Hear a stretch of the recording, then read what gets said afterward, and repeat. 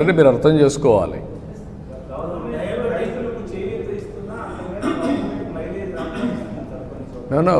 నేనేమంటానంటే రైతులు కూడా అర్థం చేసుకోవాలి. రాజకీయాలు ఎప్పుడూ ఉంటాయి. ఏమీ చేయని వాళ్ళు శివ రాజకీయాలు చేస్తూ ఉంటారు ఎప్పుడెప్పుడు. ఇప్పుడు నేను అడుగుతున్నా, ఎప్పుడన్నా ₹1 ఇచ్చారు చిత్తూరు రైతాంగానికి? ఎప్పుడన్నా కానీ డ్రిప్ ఇరిగేషన్ ఇచ్చారా? మరి వీళ్ళు మాట్లాడడం ఏంటి? కనీసం రాయలసీమలో 2000 కోట్లు ఖర్చు పెట్టారు ఇరిగేషన్లో.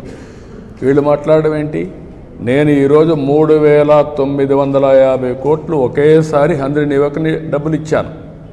మైక్రో ఇరిగేషన్ 90% సబ్సిడీ ఇస్తున్నాం. వాళ్ళు 7500 ఇస్తే నేను 15000 ఇస్తున్నాను. 14,000 మేము ఇస్తున్నాం. ఏది అన్నదాత సుఖీభావ కింద. కాబట్టి అన్ని ప్రోగ్రామ్స్ అన్నీ రివైవ్ చేశాం. ఇరిగేషన్కి ప్రాధాన్యత ఇచ్చాం, పంటలకు ప్రాధాన్యత ఇచ్చాం, గిట్టుబాటు ధరకు ప్రాధాన్యత ఇచ్చాం. మన రాష్ట్రంలో అన్ని వాణిజ్య పంటలు, ఎందుకంటే రైతుకు ఎక్కువ ఆదాయం రావాలని వాణిజ్య పంటలకు వెళ్ళాం. ఓసారి వాణిజ్య పంటల్లో ఓసారి తక్కువ రేట్లు కూడా వస్తాయి. మామిడే కాకుండా అన్నీ.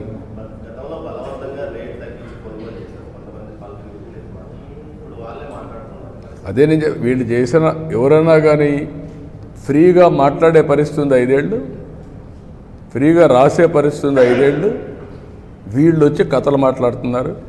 బలవంతంగా చేసి దాంట్లో కూడా కమిషన్లు కొట్టిన వాళ్ళు వచ్చి మాట్లాడుతున్నారు. కమిషన్లు వాటాలు తీసుకున్న వాళ్ళు వచ్చి మాట్లాడుతున్నారు. ఇప్పుడు ఎంత అజిటేషన్ అయింది రైతుల్లో.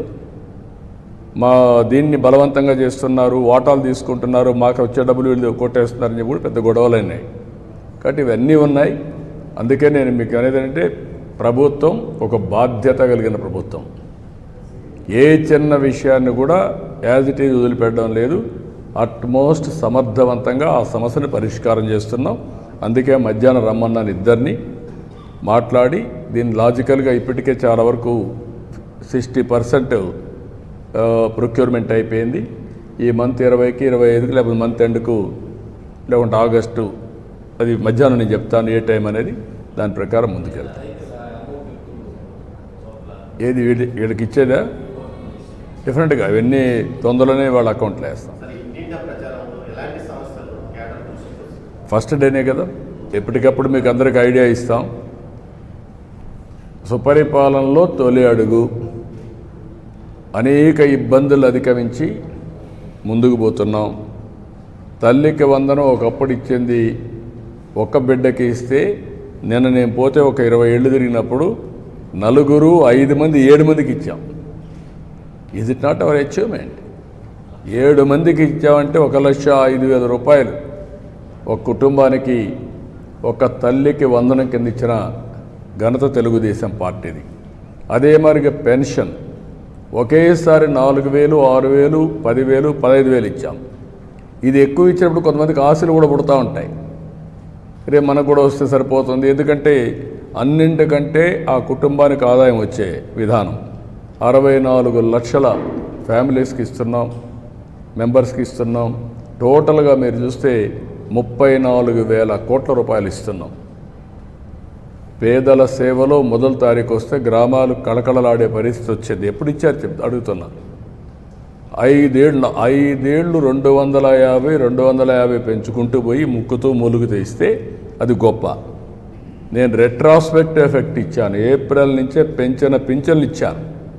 ఎవ్రీ మంత్ ఫస్ట్ తారీఖున 6 నుంచి 8కి 2 అవర్స్లో పెంచేస్తున్నాం. ఒకప్పుడు దీనికోసం ఒక వాలంటీర్లు పెట్టి, ఆ వాలంటీర్లు అనవసరంగా ఇబ్బంది పెట్టి, ఆ రోజు మీరు చూశారు. ఈ వాలంటీర్లు లేకపోతే పింఛన్లు ఇవ్వలేమని చెప్పడానికి మేలో ఎండలో దీపేసి కొంతమంది చనిపోయే పరిస్థితికి వచ్చారు. అన్ని రాజకీయాలు, ఇప్పుడు రాజకీయాలు ఏమి ఉండవు, అర్హులందరికీ వస్తాయి. వీళ్ళు అనర్హులకి అందరికి ఇచ్చుకొని అవి తీసేస్తే దాన్ని గొడవ చేస్తున్నారు. అంటే మీ ఇష్టమేంటి?